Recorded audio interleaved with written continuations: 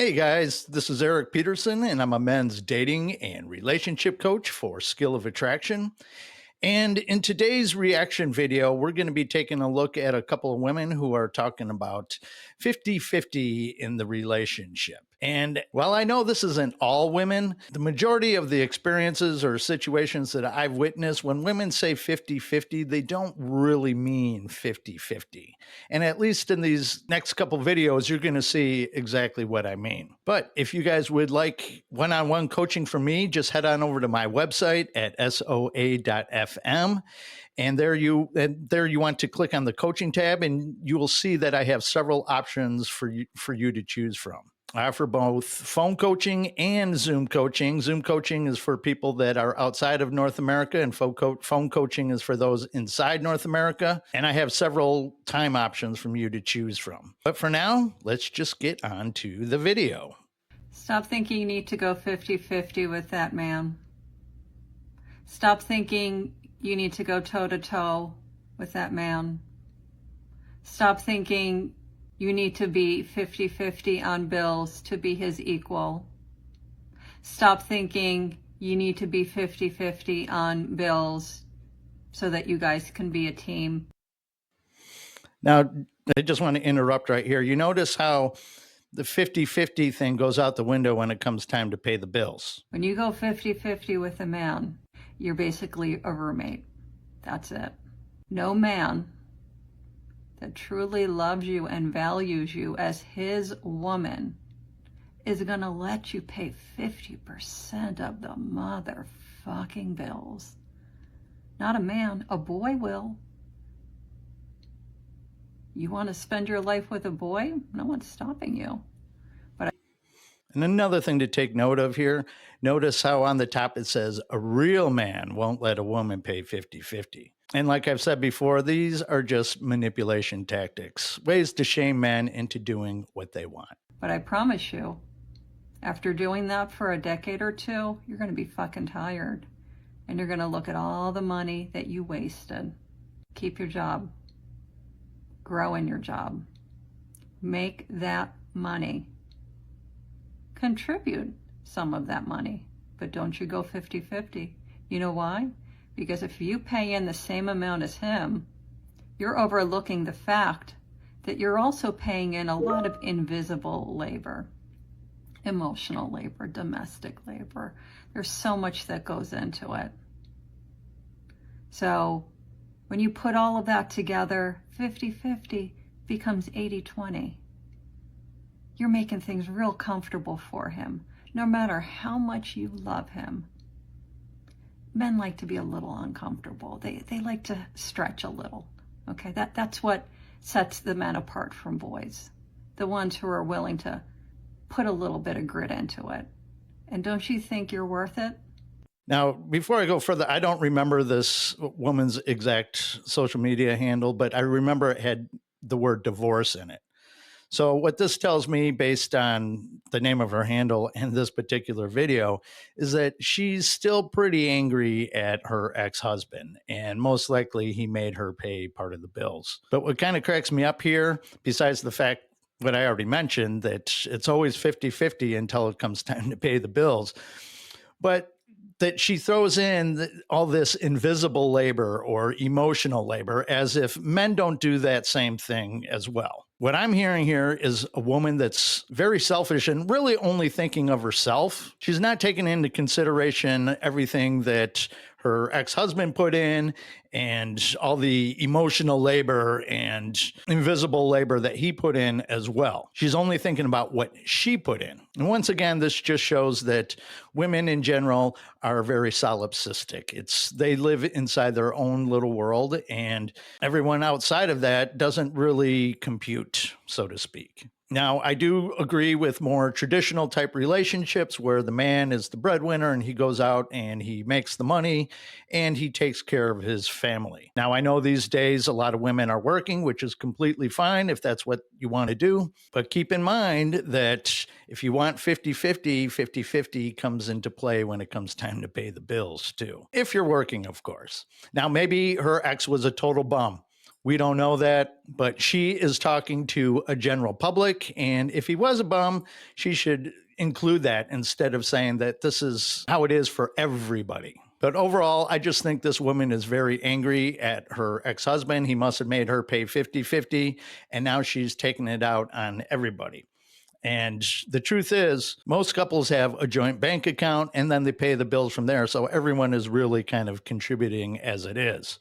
Although I have heard a lot lately about women starting their own bank account just in case they get divorced, which tells me that they really don't believe in the viability of the marriage or the relationship as it is. And obviously, you can't have a real partnership, a real relationship where both people are invested when you have the wife stashing away some money on the side just in case she wants to make a quick getaway. Now, if she wants to do that, then I recommend getting a prenuptial agreement, and you could avoid any discrepancies when it does come to a divorce, if it does come to a divorce. But like I said, most women aren't thinking about money when they're talking about 50-50.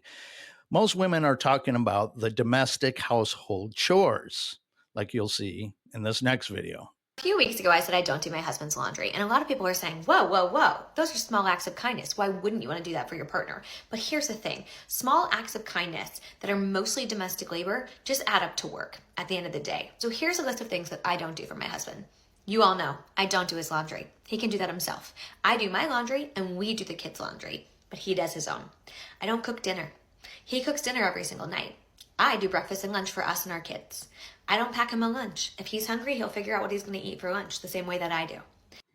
Wait, didn't she just say that she makes lunch? So if she's the one making lunch and breakfast for everybody, how come she doesn't pack his lunch? I don't make his doctor's appointments because guess what? He's not making mine. Would it be kind of me to do that? For sure. Is it my job? Absolutely not. I want him to be healthy, but he's a grown-ass man and he can book his own appointments, right? There's a lot of things that I don't do for my husband. I don't schedule his haircuts. I don't pack his clothes for vacation, right? I don't do those things. I don't buy him new underwear when it's got holes in it. All of those are things that he's a grown man and he can do himself. Can I do small acts of kindness for him? Of course I can. And I do. I see a vinyl that I think he's going to like because he's creating a vinyl collection. I buy it. I'm at the store and I see something that I think he might enjoy eating. I buy it. I find a new non-alcoholic beer that he wants to try out. I buy it, right? Those are small acts of kindness. Doing his laundry, cooking him dinner, making him lunch, booking his doctor's appointments, all those things, that's domestic labor. Those are chores. Those are not acts of kindness. Do I do them occasionally when he's working a lot? Of course. Do I cook dinner sometimes when he's had a really long day? Of course. But me not doing that does not mean that I don't show him love or kindness. They're different things. It is not my job as a wife, it is not in my job description to do all the domestic labor as small acts of kindness to my partner and receive nothing in return.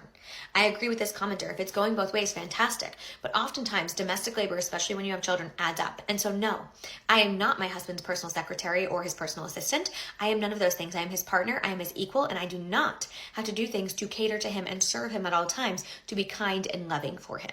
What I have found interesting in this one is this woman seems very petty. And it's tit for tat in her world. If he's not doing something for her, then she's not doing it for him. Now, I do agree that your wife or girlfriend shouldn't be setting your appointments, whether it be a haircut or a doctor appointment. She is right. You're a grown-ass man. You don't need mommy to do that for you. However, on the flip side of that is when men and women come together, they're meant to complement each other, not do exactly 50-50 of every little task that there is. I mean, if she's doing the laundry, why wouldn't she throw in his laundry with all the other laundry? I mean, that would make sense. You're kind of wasting time and water by, making sure everyone does their own laundry. I notice how she's only focused on domestic chores. What about the chores, the more masculine or traditionally masculine type chores that are usually done by the men, like mowing the lawn, fixing the leaky garage roof, cutting up that tree that fell in the backyard during the storm last night, things of that nature. I notice how she's not mentioning any of those things. Now, part of the reason that she does these things is because her husband agrees to it and he lets her get away with it. He accepts it, let's put it that way. But she sounds very petty to me. She's thinking of all these things in terms of work and not maintaining a home, which is what traditionally the wife does. She says that these things aren't small acts of kindness, aren't being done out of love. It's just work. And she doesn't want to do work for her husband. But it's not like she wouldn't be doing these things with or without him. She would probably have to do much more if it weren't for him. But again, she's not talking about things that are going on outside the house, such as mowing the lawn, shoveling the driveway, things of that nature. And if I were her husband in a situation like this, and she started saying that I will do my laundry, you do your laundry, I would say, okay, well, I will mow half the lawn and you can mow the other half of the lawn. I mean, you're a grown ass woman. Why can't you? You see how you could go down this road? And like I said, the only reason this is happening is because the husband is tolerating it and he's accepting of it. And just by her tone of voice and the way that she's speaking, to me, it sounds like she's the one that wears the pants in that family. And if you guys have been following me for a while, you know that women just don't find men that submit to them to be attractive. Yes, she's married to him. She probably loves him, but probably not in love with him. She probably doesn't feel that attraction for him. And I get a lot of guys complaining on one of my videos about when women lose interest in sex. They're very angry that their wife won't give it up to them. And when it's a situation like this, she just doesn't feel sexual attraction. I mean, honestly, I wouldn't be surprised if she didn't have a chore list for her husband and maybe even a system of sexual treats that she would do when he does the right thing, like a cookie for being a good boy. Now, I know women these days think that they should be splitting up the domestic chores with men 50-50, but as I said, they don't take all the other stuff into account. Now, unless a woman is doing the traditionally more masculine chores along with the traditionally more feminine chores and splitting that all up 50-50 with their man, then they really don't have any room to talk. And the truth is, studies have shown that women find men who do more masculine chores as opposed to doing more feminine chores to be more attractive. In fact, I pulled up this study here, and as you could see, here we go. See this paragraph right here? What they're talking about is when men are doing more feminine or traditionally feminine chores like domestic chores, vacuuming and doing the dishes and whatnot, that these men actually get less sex, as opposed to the men that are doing the more masculine chores getting more sex. So I'm not saying that men shouldn't be doing anything and women should be doing all the work. I'm not saying that at all. All I'm saying is men and women are supposed to complement each other. They're not doing that if they're splitting up everything 50-50. That's not how it's supposed to be. Or I don't want to say that's not how it's supposed to be, but there's been a certain way that it has always worked. And now with feminism coming in, they're trying to change that and making it feel like women are making some sort of progress with all this. But the truth is, they're really not. They're just making it worse. And again, I don't have a study for this one, but studies have shown that men and women are far less happier now since feminism has taken a hold of relationships. Now, you guys could do things however you want. I just present things to show you what women find attractive and what women find unattractive in certain behaviors and actions and whatnot that men do. Women find it attractive when men are more masculine, that they don't let mommy write out a chore list for them and dictate what your job is going to be around the house. So if you ever do decide to get married, you want to talk about these things before you actually get married, because once you put that ring on her finger and you sign on the dotted line, it's going to be very, very difficult to get out of that, at least for a man. Because we all know that men pretty much get screwed in divorce court, at least in the West. I can't speak for the East. And that's really important when you're deciding if you want to spend your life with a woman, whether that be just cohabitating, you're not really getting married, but you plan on staying together for the rest of your lives, which would turn into common law marriage. And many of the laws around common law marriage aren't really that different from traditional marriage laws. So it's really not that different. But you want to talk about these things before you tie the knot. And what's important, besides the fact that there's a connection there, there's chemistry there, there's attraction there, there's love there, that's not really enough, because you could be completely in love with a girl and the girl could be completely in love with you. But if you don't have similar goals and values, it will never work, no matter how much you love each other. You'll find yourselves just butting heads constantly throughout the relationship. So you want to make sure that you agree on how certain things are going to be done, especially if you're having children. Because it's one thing to walk away from a partner or put an end to a marriage, but when children are involved, it becomes a much, much bigger issue because, of course, it's going to affect the children too. But back to the 50-50 thing, I have said in my videos before, ideally what you want is, at least on the investment side, in terms of investing in each other, you want it to be more like 60-40. And I know a lot of people disagree with that. In fact, I have had women leaving comments on my videos before when I say things like that. But the truth is, on a psychological level, women will see you as higher value when they're investing a little bit more than you're investing. Yes, in a perfect world, 50-50, that would be great, but it just doesn't work like that. You try doing 50-50, and the woman still just will kind of look down on you, at least a little bit. And I know I'll get women in the comments saying, no, that's not true. Of course, it's not true now because you're happy and you're in love, or in your past relationships, you were happy and in love. But when you're in it and you're starting to feel like this guy's in love with you a little bit more than you're in love with him, you're going to start feeling a little contempt, a little disrespect, and it's just the way it goes. That's how we're all hardwired. And this is why I teach what I do, so both men and women understand that. It's not supposed to be completely even. There really is no such thing as 50-50 in a relationship. It might add up to that, or it might equal to that as you go along, but there will always be times when you're doing a little bit more than she is, or she's doing a little bit more than you are.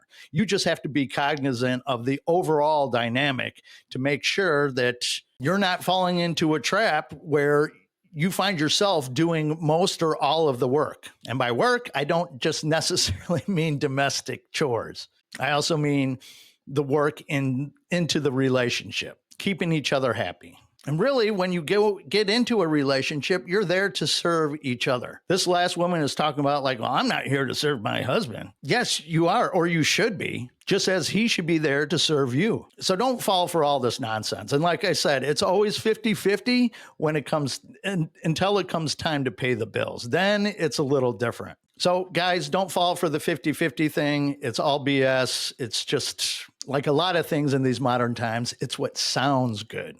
In reality, it doesn't really work.